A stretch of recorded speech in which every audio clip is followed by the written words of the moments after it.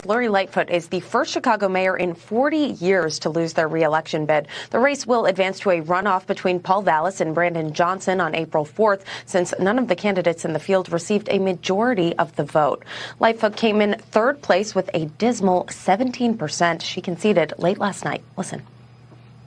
We fought the right fights, and we put this city on a better path. I'm grateful that we worked together to remove a record number of guns off our streets, reduce homicides, and started making real progress on public safety. In the end, you don't always win every battle, but you never regret taking on the powerful and bringing in the light.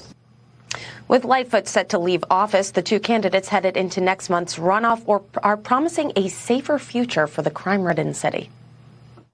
We will have a safe Chicago. We will make Chicago the safest city in America. No matter where you live, no matter where you look, what you look like, you deserve to have a better, stronger, safer Chicago.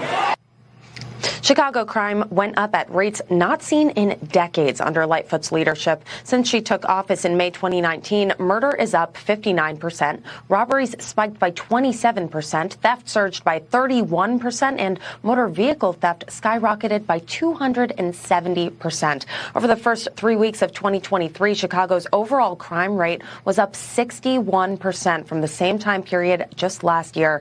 That figure puts the city on pace to surpass its 2022 total of 66,000 violent crimes. Now, during her time in office, Lightfoot was criticized for social media posts and public appearances in which she was seen singing and dancing as crime crisis took hold in her city. And guys, Chicago recorded its highest murder in 25 years in 2021 with nearly 800 homicides. Look, it's moving. It's alive. It's moving. It's alive. Oh, it's alive. Fired.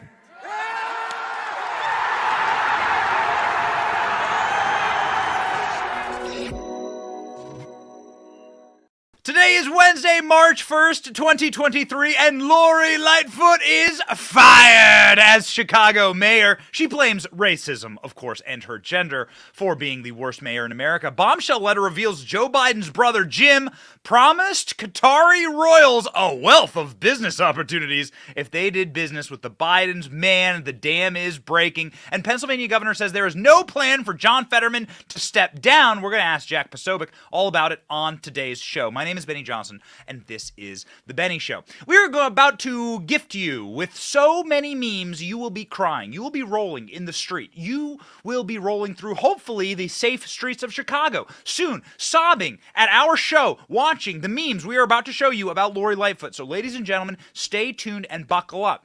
But presumably, you would want to have reliable cell phone access when you are looking at our memes every single day. And if you don't follow us on Instagram or Twitter, we have a lot of memes, baby. But you're going to want to make sure that you have a quick and fast and good and reliable cell phone service when you're staring at those memes. You don't want to miss a single one of them. That's why I encourage you to switch to Patriot Mobile today. Patriot Mobile has emerged as one of the leaders in the parallel economy. They have big news. Patriot Mobile offers service on all three major networks. Patriot Mobile is America's only Christian conservative wireless provider, offering broad nationwide coverage for the best 4G and 5G memes, networks. So, get the same great service while supporting a company that is fighting to preserve your God-given rights and freedoms, unlike Lori Lightfoot.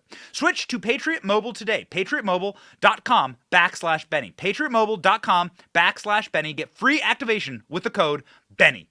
Ladies and gentlemen, Chicago. Here we go. This is a big one for me. I'm from the Midwest. Now, I'm not from Illinois. My parents lived in Illinois for a long time. But I'm from a place called Cedar Rapids, Iowa, right? So if you're familiar with the Midwest, Cedar Rapids, Iowa is about a 4-hour drive to Chicago. But we would spend a ton of time in Chicago. I spent, my childhood in Chicago. This city is near and dear to my heart, and I don't care where you live, even if you don't live inside of the United States. And by the way, shout out where you live. I want to know, where's everyone watching from this morning? Shout out where you live. Let everyone know how big our movement is and how many patriots love this country and want to see great American cities like Chicago saved. Are you watching from abroad? Let me know. Are you watching from overseas? I want to know. Are you watching from somewhere? I see someone from Arizona, Kentucky. I see someone saying Beetlejuice, Beetlejuice, Beetlejuice, and someone from Connecticut. Oh, there we go. Okay. Wisconsin, Brooklyn, Hawaii, and New Zealand. I bet if you're in New Zealand, you know this image. Check this out. I bet you know this image if you're from New Zealand. This is an image from American cinema lore. Toss it up. Well, not that one, Royce. Fine. That's Mean Girls. Did you know that Mean Girls was shot in Chicago? Do you like Mean Girls? What's next? Ooh, you like that? The Dark Knight? Come on. Come on. You don't even have to be a comic book fan to like The Dark Knight. Give me another. Ooh, now that's what I'm talking about. That was the actual setup. I should have done more pre-production for today's show. Who knows this? Shout it out. What movie is this from? Come on, people. What movie is this from? You know, you see that jersey, you see that car, you can hear it, can't you, in your head? What movie is this from? Come on, Salty Army, hop in there. I know y'all are Ferris Bueller Day Off fans. I bet you can quote lines from the movie right now. What's next? A classic. Come on. Can you hear the John Williams ringing right now? The magical tones and notes and bells? Where's this house located? Where is this house? I don't even have to show you an actor in the film. Where is this house located? Where is this? Come on. I'm watching everyone melt down. Of course you know. Bangkok, Thailand. Someone from Bangkok, Thailand just said it's Home Alone, of course. Someone in Thailand. What time is it in Thailand? It's like 2 a.m.? They're like, look at this. Of course it's the Home Alone house. We got anything else? No? All right. Let's go back to to Mean Girls even. Like it's obvious that some of the and important that some of the most powerful cinema moments in American history were set inside of the city of Chicago. The city of Chicago is a great city. The reason why movies are filmed there is because it is a great city. It is a beautiful city. It is an American city because of its incredible power to actually captivate people, and it did so from its very inception. Chicago was incorporated as a city in 1837. So that's actually not too long ago. By 1860, it had grown to 100,000 people. This is the fastest growing city in America. It's now up to almost 3 million people live in Chicago. Chicago grew really, really fast because it sits in a really nice metropolitan area, a portage between the Great Lakes and the Mississippi River.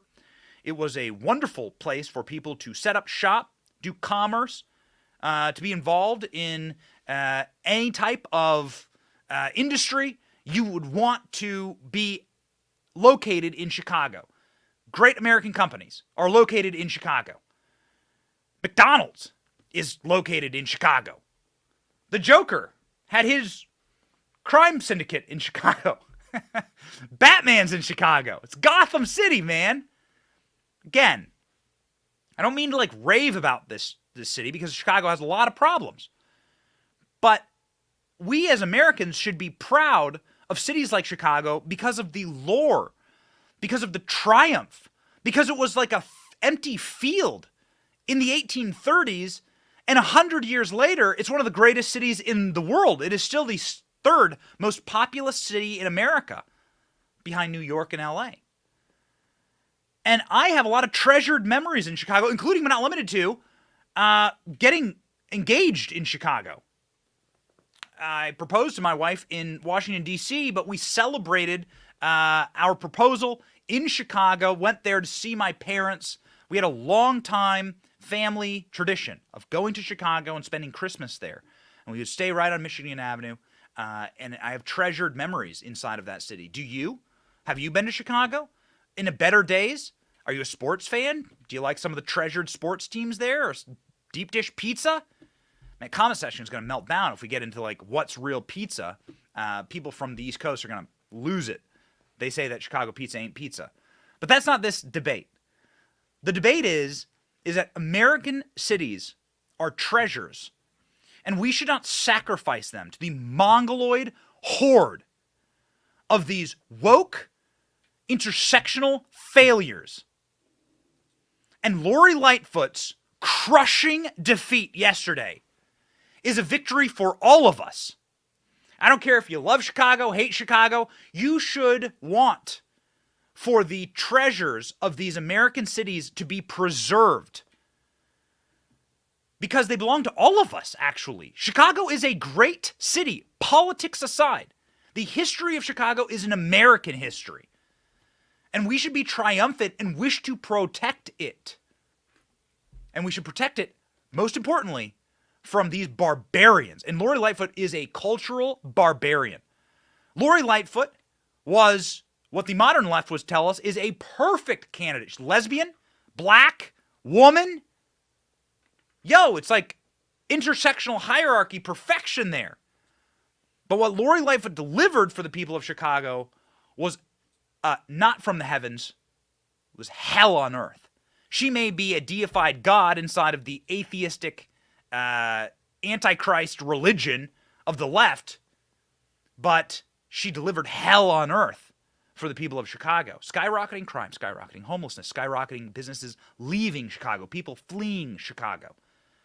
The governor of Illinois sent his wife to Florida to wait out the COVID virus. The lockdowns that occurred, the amount of death that occurred, and the just basic insanity that happened under Lori Lightfoot's tenureship should be a ringing indication of the woke's failure to actually deliver real-world results. Because once reality actually hits you in the face, then you'll recognize that maybe meritocracy is a good thing. Maybe we shouldn't care about skin color or who you want to have sex with as a prerequisite to whether you'll be a good leader. In fact, maybe those things don't matter at all, you could argue. That God created all of us equal. I know, it's a crazy concept. But maybe Lori Lightfoot should just be judged as a flat-out failure because she destroyed a great American city. And I'm angry about that. My wife and I have it sucks because, again, we celebrated our engagement there in Chicago, and we had a rule for the last couple of years. We won't go back. And I haven't been back to Chicago in years. Years. Even though it is a treasured city to me. It's a special place for me. We won't go back. We refuse.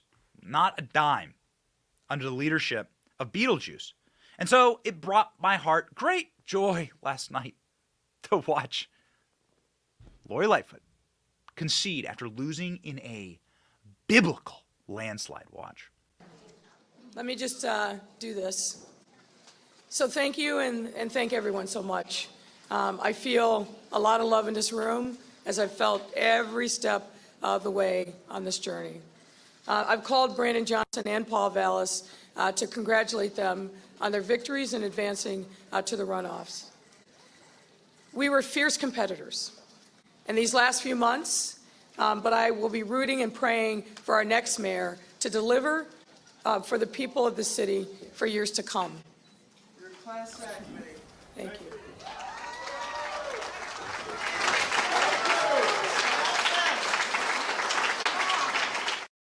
Okay, so no tears shed for the spawn of E.T. and Beetlejuice having to admit total and complete failure. And the ultimate point here, before we go and have a lot of fun, not a little fun, a lot of fun at Lori Lightfoot's expense, because she is truly a disaster and a total failure, is that the intersectional hierarchy is evil. It is unchristian and it's wrong. It is based on Marxist tautology. It is based on atheism.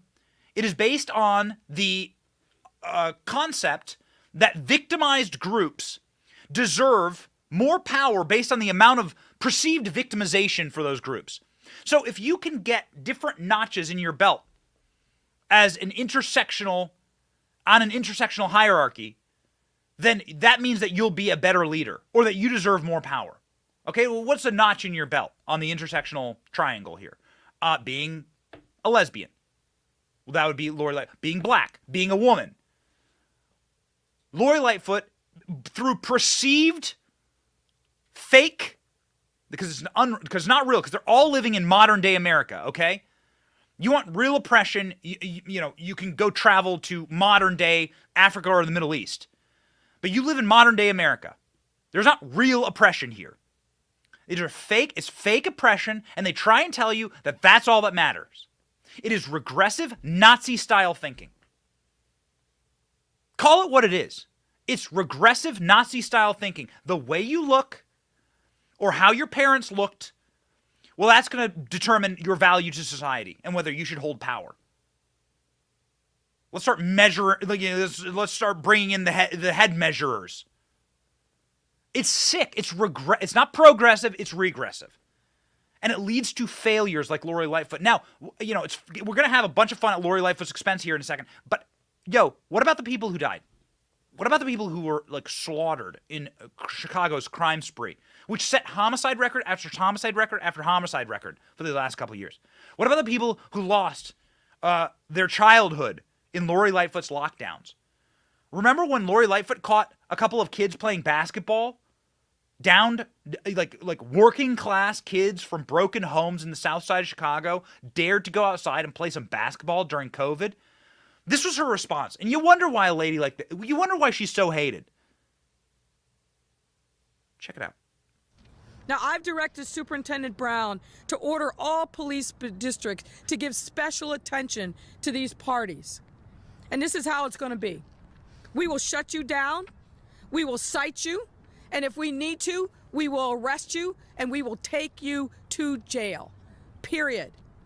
There should be nothing unambiguous about that.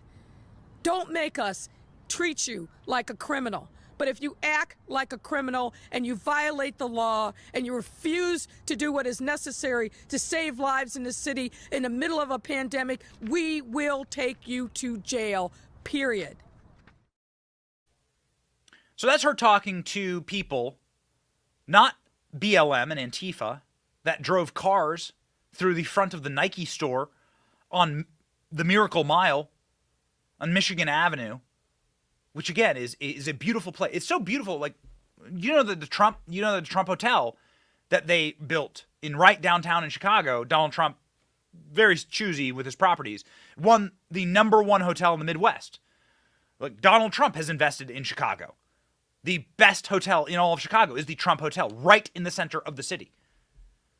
So, again, the city is a great city. And I see the comment section melting down with people's stories about Chicago. Somebody saying their first bite of sushi was in Chicago. First time they had deep dish pizza was in Chicago. First NBA game was in Chicago. Got to go see the Bulls. Again, these are things that we should all share. These are treasured memories that we should all share. These people didn't build Chicago. These people didn't make Chicago. Much greater men and women made Chicago, built Chicago, put up those skyscrapers, and they deserve better than some petty, vicious, intersectional tyrant telling you to social distance. Go.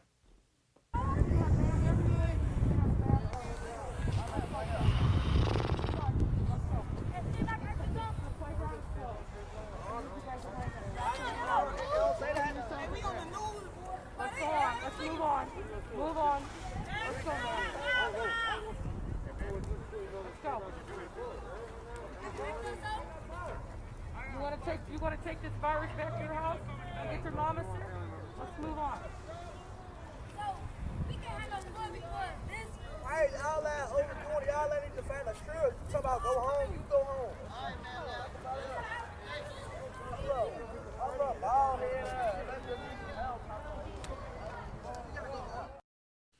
Dude, let me tell you something. Those kids probably don't have great homes.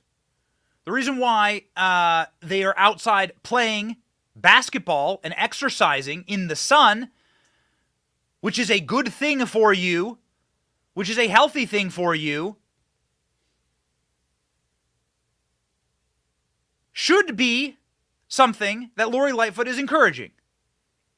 But instead, she's telling them to go back to their homes, lock themselves inside in the darkness. Maybe the reason they're playing outside, I don't know, maybe the reason they're playing outside is because they don't have great homes. Because this is how they blow off steam. I lived in a neighborhood like this. When I was in Washington, D.C., I coached local football in that neighborhood. This was a great way for these kids to exercise, get outside, blow off steam. And here you have the tyrant mayor of Chicago lecturing kids that just want to play basketball to go back into their houses. to lock themselves up. True evil. I mean, truly. You've never seen anything like it. We've never seen anything like it. And God help us if we ever see anything like it again. You'll need God to help you restore your vision after the amount of nuclear cringe I'm about to play for you. Lori Lightfoot was so tyrannically obsessed with COVID, which was a religion for these people. Again, this was a religion for people that don't believe in Jesus. COVID became a religion. That's how she could justify telling kids who were outside exercising to go back home. You hear that one kid? He's like, why don't you go home? We're out here playing basketball in the sunlight. It's arguably a very healthy thing to be doing. Lori Lightfoot was so obsessed with her own religion, her own COVID doctrine and cult, that she dressed up as a bottle of Clorox for Halloween. Again, the nuclear cringe will melt your face. We will warn you. This is cringy. You have been warned with a nuclear cringe warning.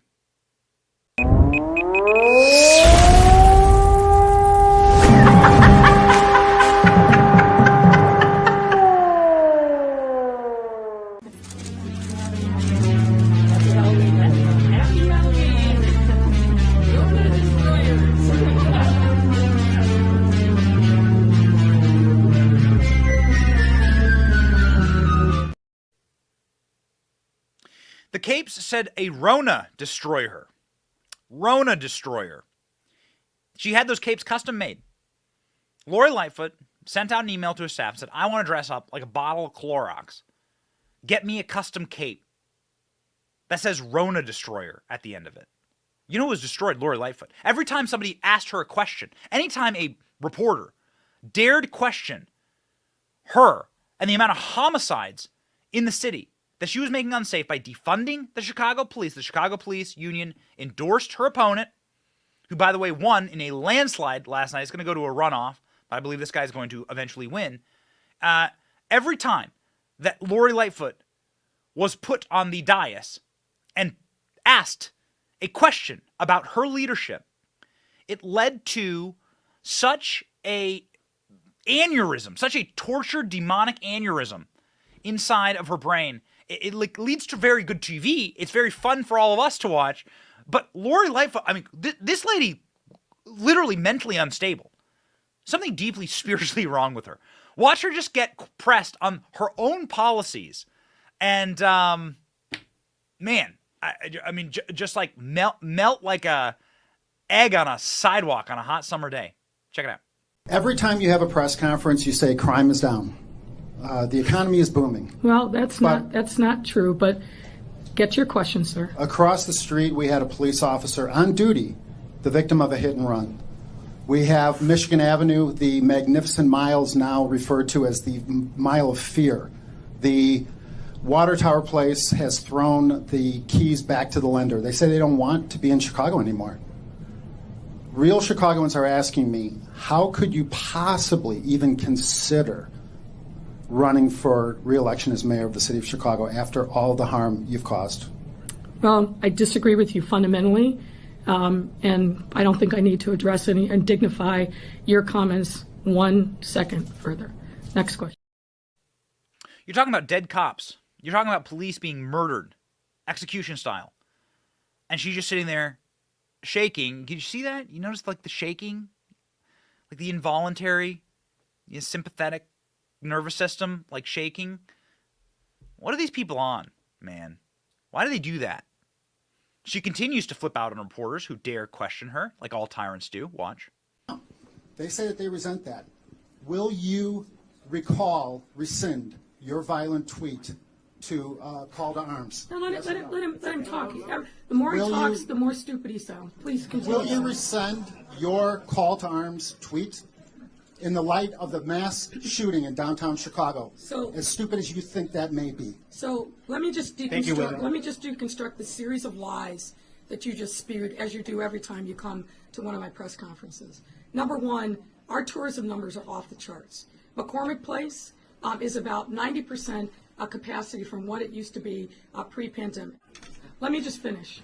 And the nonsense that you're spewing, that tourists are coming to our city, all you have to do is walk up and down Michigan. No, sir. No, sir. No, sir. You will stop speaking. You will stop speaking. You're full of crap. And that's the nicest thing that I can say. I will not let you spoil this moment. And I will not let you, if you do not stop. No, she's directing her. She's answering your question. Keep it down. Harold. Respect her, the way she respected you. Harold, if you do not stop, I will ask you to leave, and I will make sure that the police take you out of here. So this is the tweet that that reporter was talking about as Lori Lightfoot had a Palpatine moment, right? And it was like, Lori Lightfoot. To my friends in the LGBT alphabet community, Supreme Court is coming for all of us. This is a call to arms.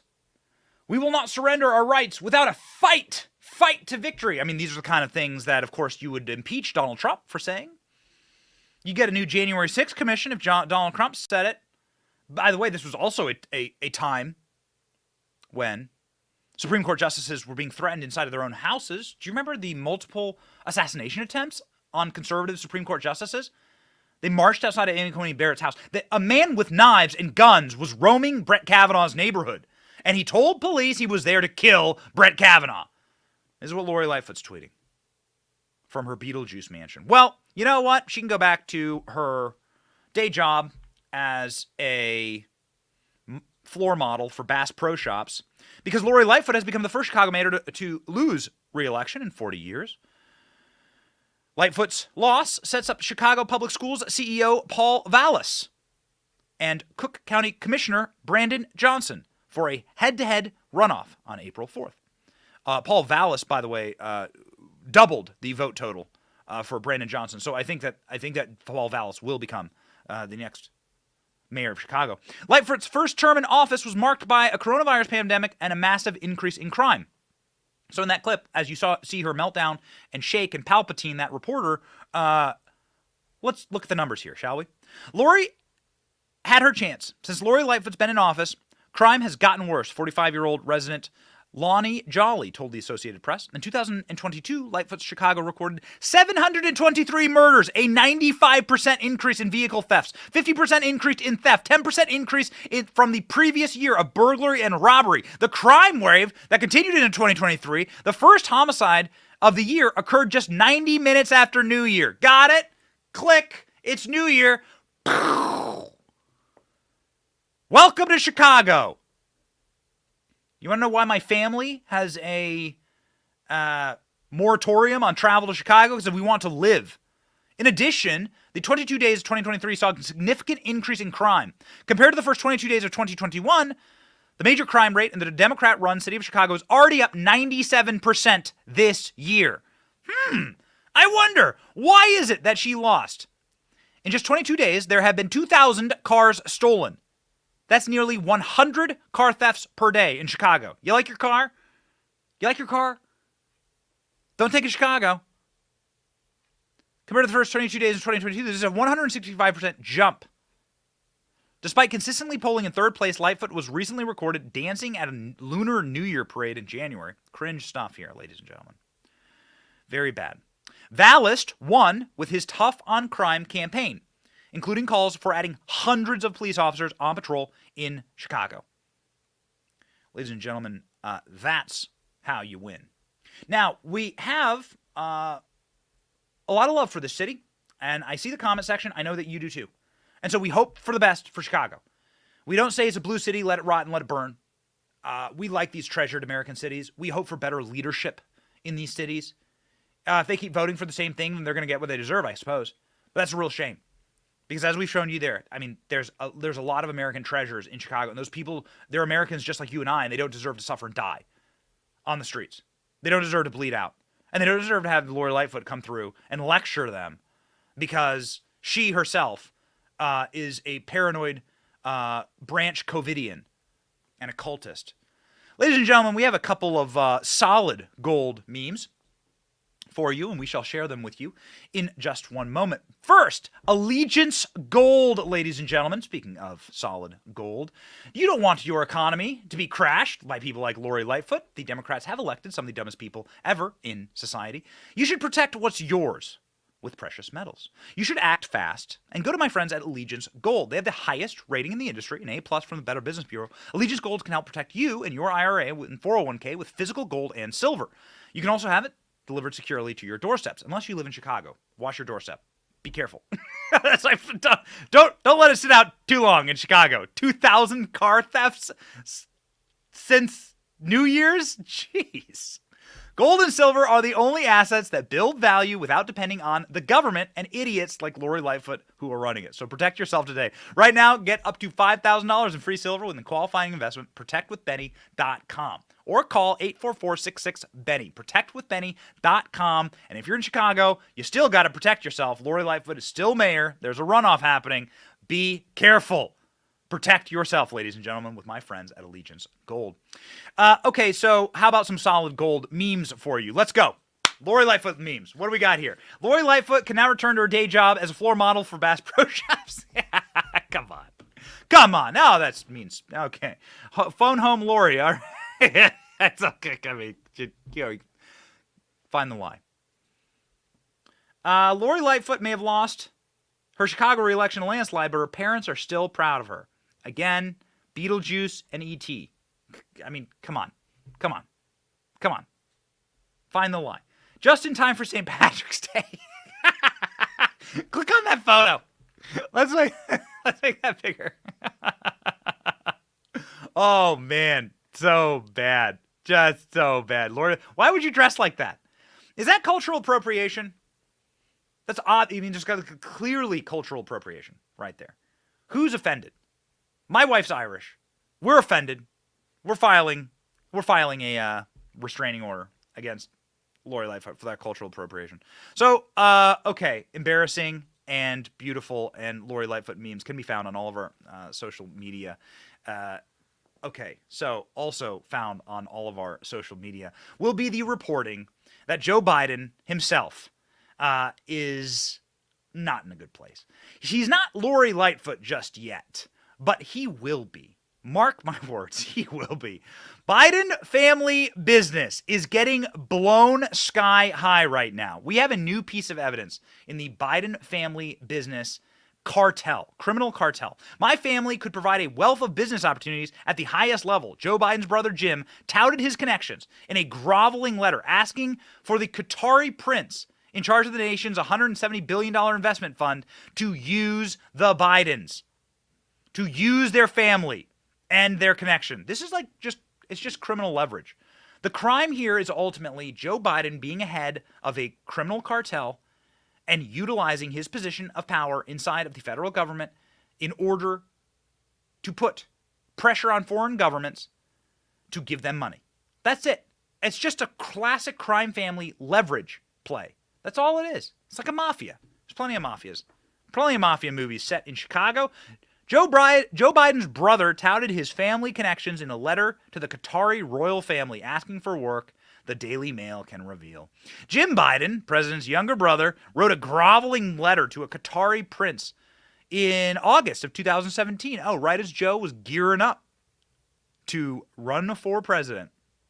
In a letter obtained by the Daily Mail from Hunter Biden's abandoned laptop, Jim told a Qatari Investment Authority director, my family could provide a wealth of introductions and business opportunities at the highest level. The letter is the latest in a series of revelations about Joe's younger sibling, Jim Biden, 73, using the family name to boost his business connections in the Mideast. The news follows the Daily Mail's revelation, published last week, that Jim boasted about being hired to negotiate a $140 million settlement with Saudi Arabia because of his position and relationship with then-President Joe.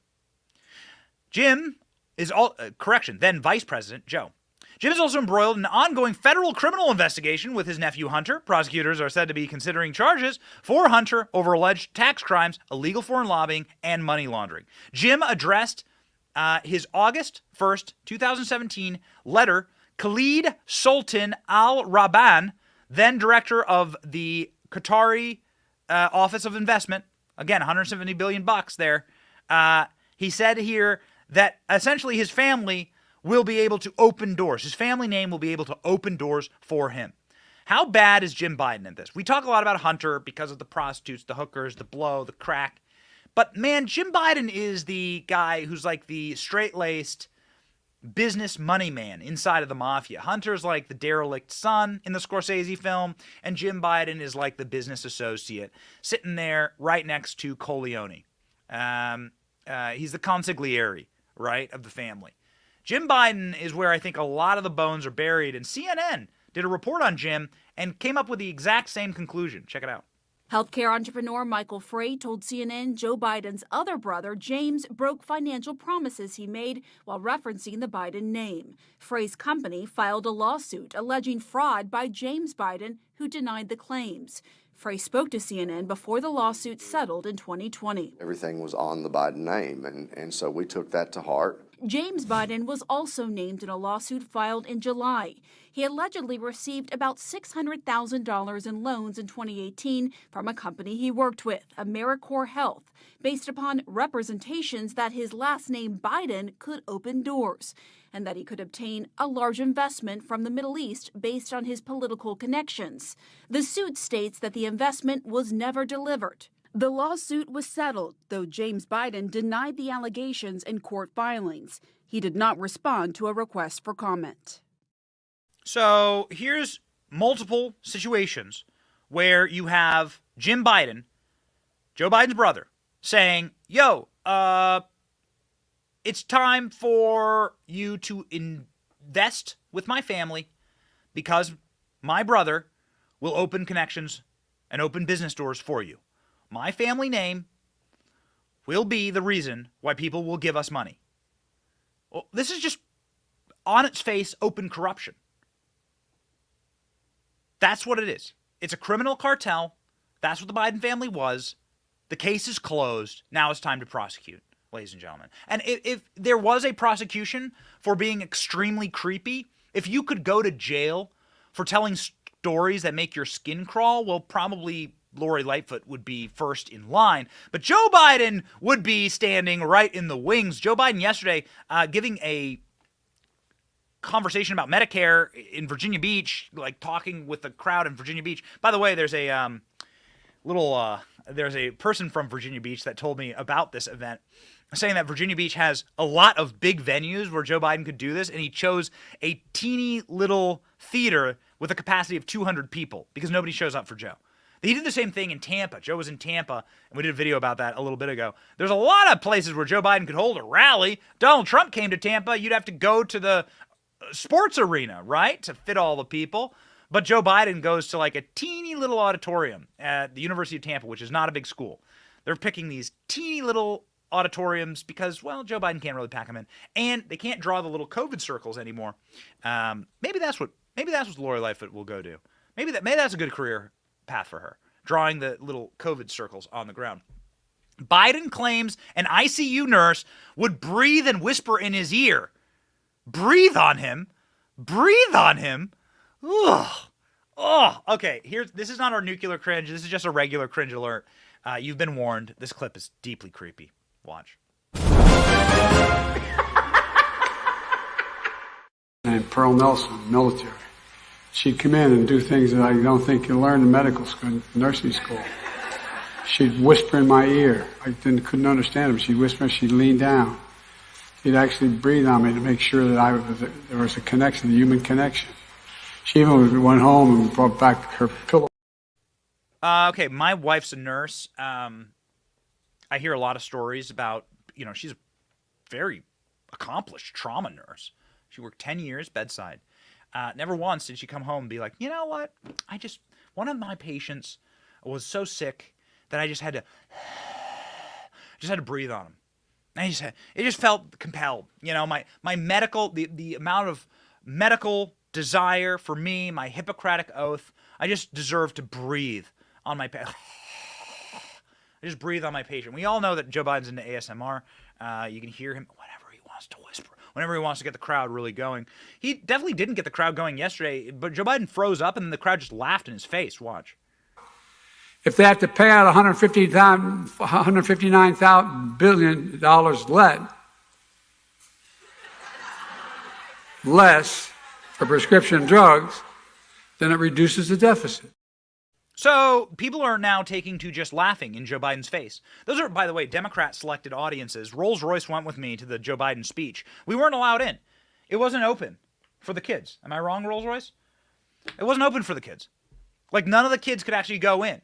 They were hand-selected libs that just sit there, right, and clap like lobotomized seals, as Joe Biden is talking, and they can't even help but laugh in his face. It's not a laughing matter. It's elder abuse, and it's the same kind of abuse they're doing to John Fetterman right now. There's no plan for Fetterman to step down, says Pennsylvania Governor Josh Shapiro. Now, why would John Fetterman step down? Well, because you have to be of sound mind to serve in the Senate. You have to be able to actually show up and serve and vote inside of the United States Senate. John Fetterman is going to be hospitalized for months, according to his staff. His wife has fled to Canada with their kid to go eat poutine, to go check out the Maple Leafs. And John Fetterman's now in the hospital for depression. What is that? We know that John Fetterman has had multiple aneurysms. We know that John Fetterman was not of sound mind. We know that John Fetterman said, and I quote, "The Eagles are so much better than the Eagles." This was probably the curse that lost them the Super Bowl. Check it out. And the Eagles are so much better than the Eagles. No.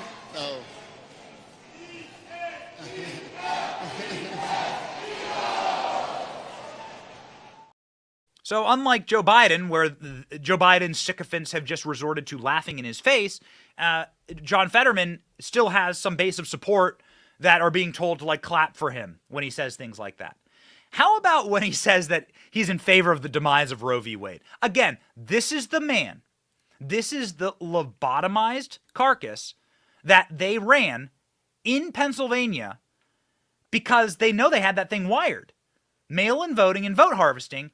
And that's why the man running as the far leftist candidate for Senate in Pennsylvania can say he's for the demise of Roe v. Wade. Huh? You'd think that would possibly depress turnout with the left. Didn't. Watch. I run on Roe v. Wade. Celebrates the demise of Roe v. Wade. I celebrate the demise of Roe v. Wade. I celebrate it. Someone not celebrating this is Pennsylvania native and a man who does love his state so very much and loves the Sheetz gas station. I think he's Team Sheetz. One of our dear favorites on the internet and a new 2 million followers on Twitter.com. Fresh off the presses, Jack Posobiec joins the show.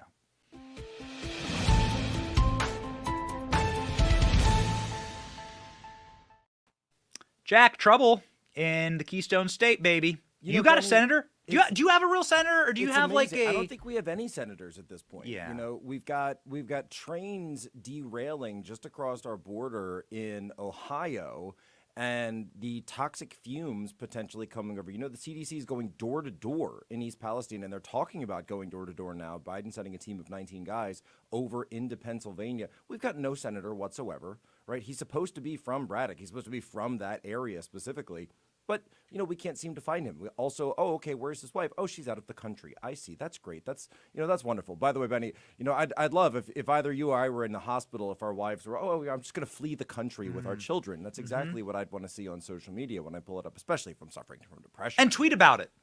Tweet about it. Because she's like gleefully tweeting and using emojis. She's putting in emojis, laughing, crying emojis. She blocked my wife for commenting on that.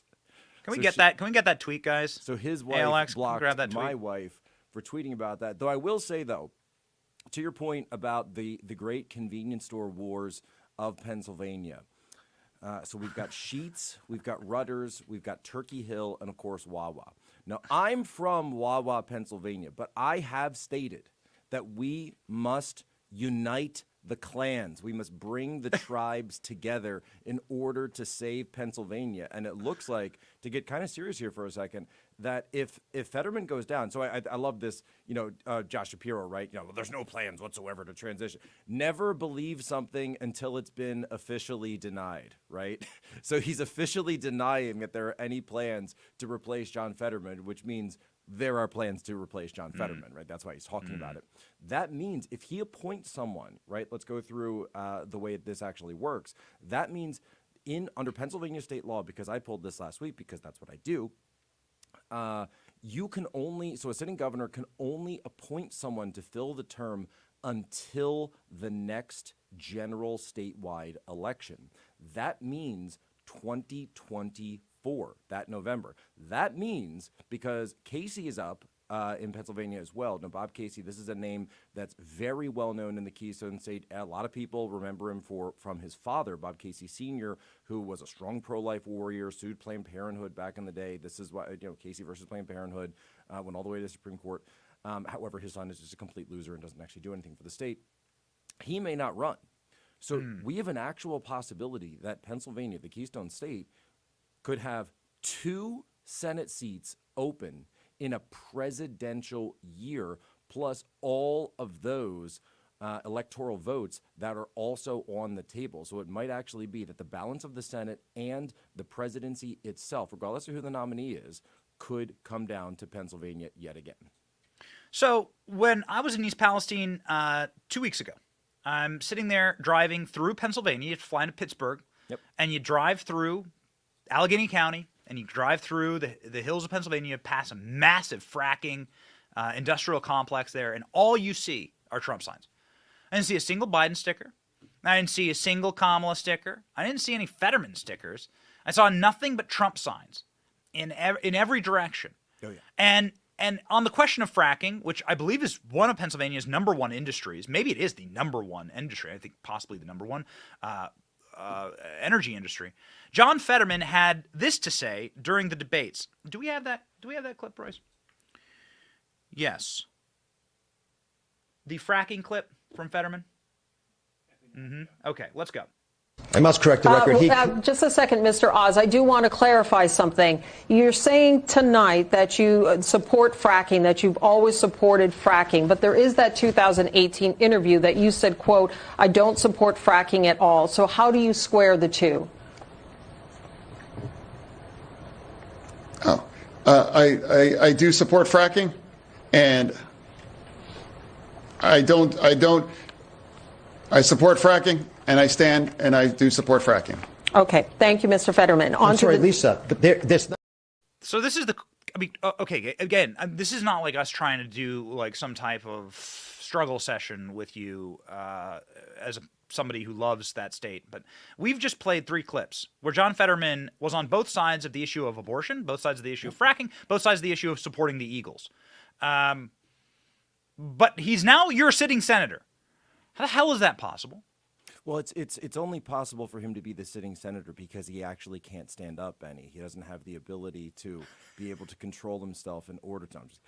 So, no, we have a situation in PA, right, where I think that there are a lot of people that look at him, they look at the aesthetics, they look at the hoodie, they look at the fact that he's from Braddock, they say he talks like us, he doesn't put on these big politician kind of airs and says, I'm going to fight for the working man, and there are people that go for this.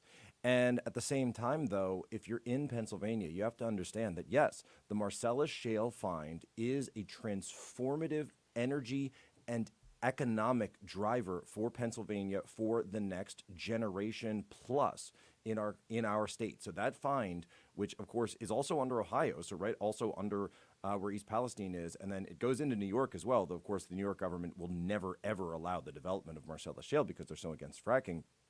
And God forbid they actually do something for the people of their state that live in Western New York, but they're never going to. So this is a transformative industry for them. It's transformative not only for the primary industry of fracking, but also for all of the secondary and tertiary industries that come off of that. So if you are trucking, if you are if you're going to be involved in laying any pipeline, bringing it down to Pennsylvania, this was a plan that that people had. They were also talking about potentially putting refineries in Philadelphia, rather.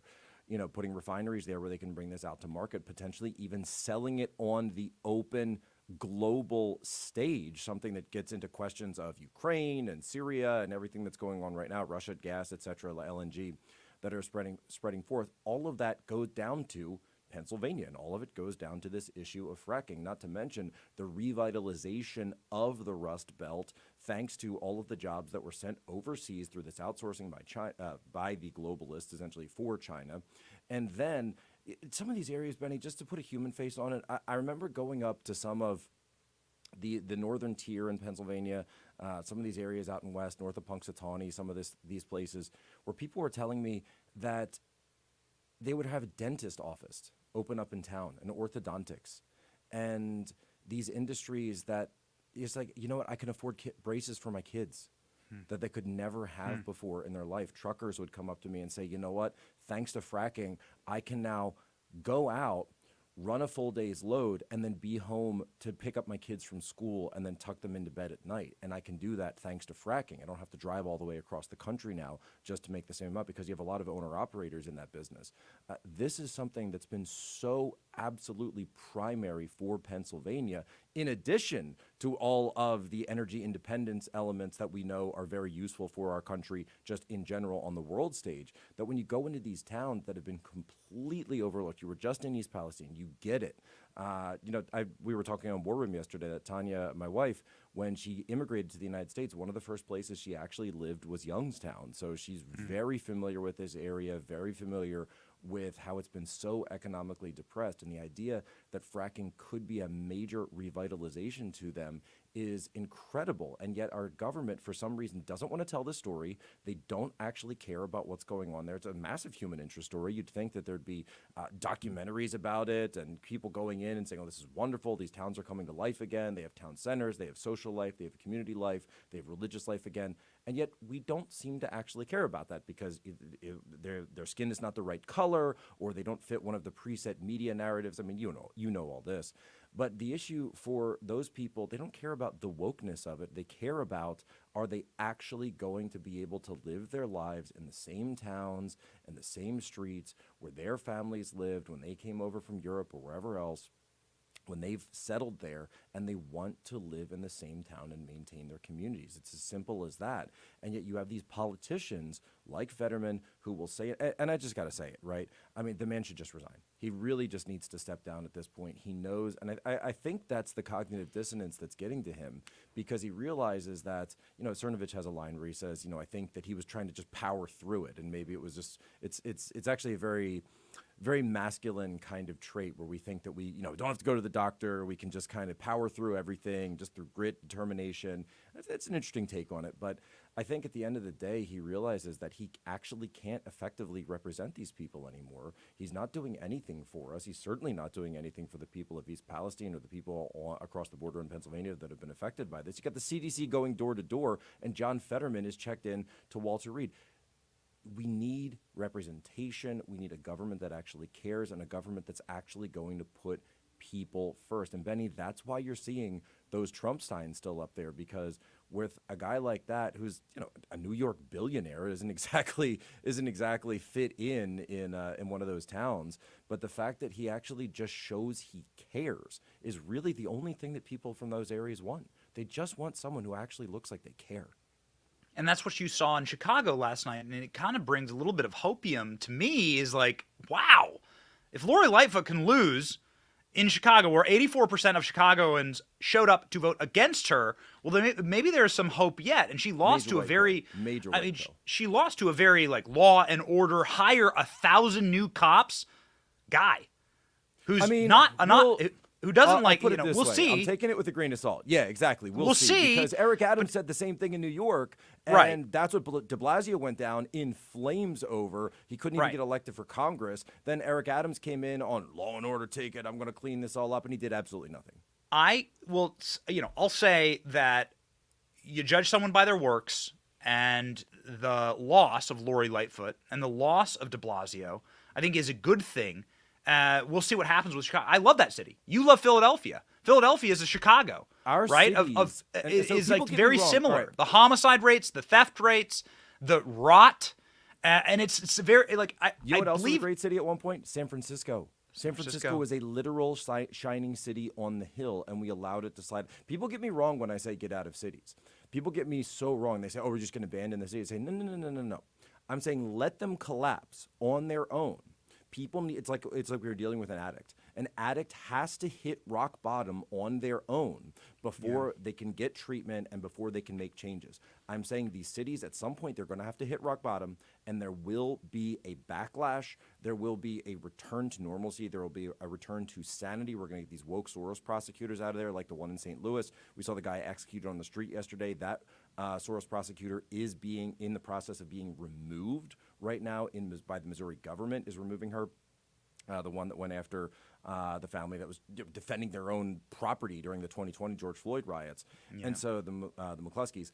And so we want to take our cities back eventually. But the first step is to get you and your family out of there, because you need to be safe and you don't want to be in situations like this.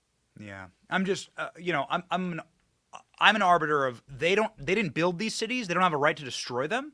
And they're beautiful. American iconography in Chicago is unlike anywhere else in the world. And if you lose it, you'll lose it forever. And if it gets destroyed, it's gone forever. And I believe that that's important. And so we're celebrating on this show Lori Lightfoot's total and complete collapse and demise. We should. We absolutely should. But Philadelphia is very similar, right? Where it's like, this is a place, a cradle of American history that you have no right to destroy. And they're doing a great job of it. I think I would list Philadelphia as possibly my #1 city in America I wouldn't want to move to right now. Philadelphia or Baltimore. I'd put it up on there. Philadelphia, I mean, everyone knows the list, right? Philadelphia, Baltimore, St. Louis, Detroit, Los Angeles, Denver. Actually, Denver is getting really bad with the homeless problem. Phoenix is on the bubble right now. Sorry, Charlie. Yeah, Phoenix is on the bubble. A final question for you, Jack, and this is what a lot of people are going to say in the comment section, is that they have the system wired, right, in Pennsylvania with vote harvesting and with mail-in voting. Oh, they do. There's no point to be hopeful at all. Is there any reason to be hopeful in the state of Pennsylvania? Well, so I can clone Scott Pressler, maybe? I do think that the Republicans are starting to hit rock bottom when it comes to this ballot harvesting question and this idea of, we're just going to ignore it. We're going to ignore it. We're going to pretend like it doesn't exist. Look, we tried that in Pennsylvania. We tried that in Arizona. We tried that for 2 cycles in a row now, in 2020 and 2022. And guess what? We got our butts handed to us in those elections. So now it's going to turn around, and I've been saying this, and I'm preaching it from the highest pulpit, that we need to start playing the game ourselves, beat them at their own game. I want to see these drop boxes or temporary drop boxes, whatever the legal term is, in the back of every single church across the Commonwealth of Pennsylvania, across Arizona. I want them at gun shows. I want them at gun ranges. I want them at race car tracks. I want them at, even if it's a dirt track, I want it there, right? Take every single especially if it's a dirt track. That you can, right? Yeah, no, I've got a cousin who does amateur dirt racing. That take every single possibility you can where you have conservatives and just like normal Americans going out there and voting. I would even say, look, if you can find a legal way to do it, have them at Trump rallies too. Why not? Why not?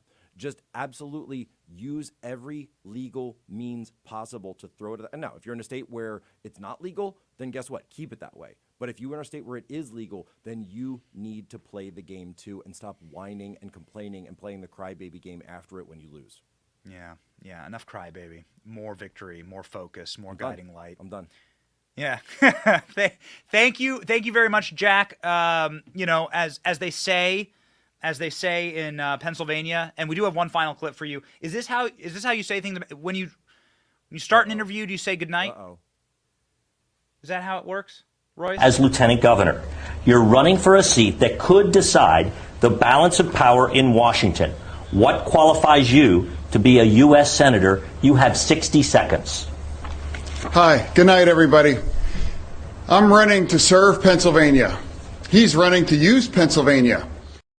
So good night, Jack. Some clues. Hello. Good night, Jack. As to the cognitive level of John Fetterman when he was running. If only we had had some predictive ability, some wake up call. I don't know what it could have been. If only we had some idea. It's so cruel. It's so cruel. The depravity. No, I think. Darkness. By the way, I'm just gonna say it. I'm just gonna say I don't think it was just depression. I mean, you see people that have committed. People that have had strokes and people who have had these situations, they know they're not getting better. You actually see a funnel for people like this to suicidal ideation. You absolutely do see suicidal tendencies from people who have committed strokes again, or have had stroke occur to them, and it's horrific. And I'm glad that he's institutionalized for now, because I don't want that to happen, and I certainly don't want him to be on that trajectory. But it's absolutely something. When I was at Guantanamo Bay, we saw stuff like this. When you see it in prisons all the time, and so I certainly hope that that's not what happened. But I do think that we're in a situation here where the government is not telling us the truth the same way they're not telling us the truth about East Palestine. Yeah. Mental sanity and clarity just holds on by a thread at all times for all of us, and we should be thankful for it while we have it. Thank you for your clarity, Jack, today. God bless, mate. Bye.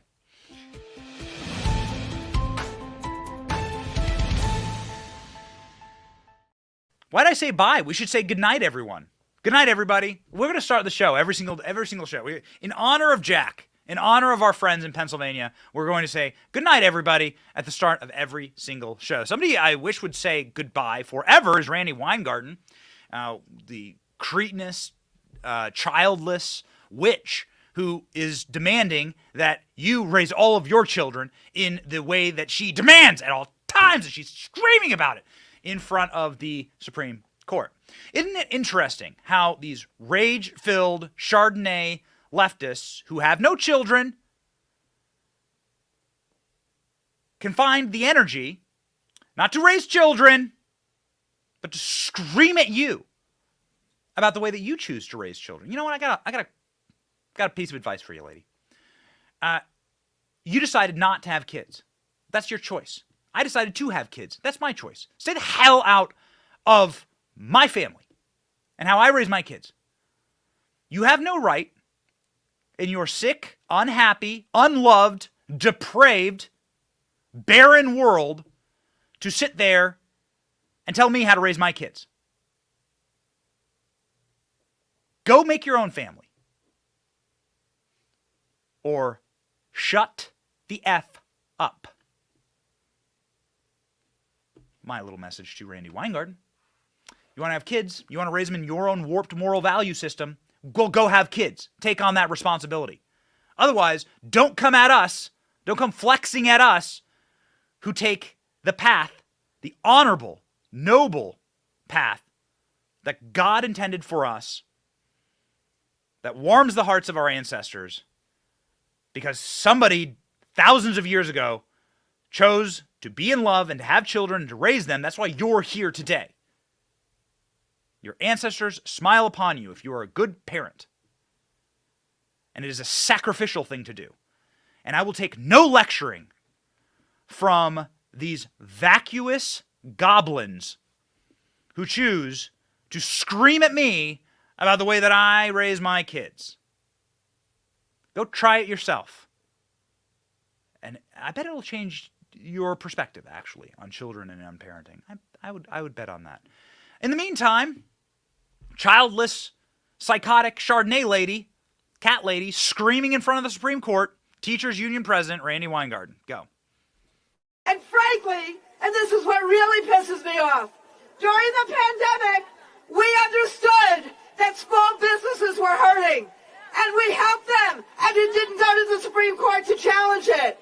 Big businesses were hurting, and we helped them, and it didn't go to the Supreme Court to challenge it. All of a sudden, when it's about our students, they challenge it, the corporations challenge it, the student loan lenders challenge it.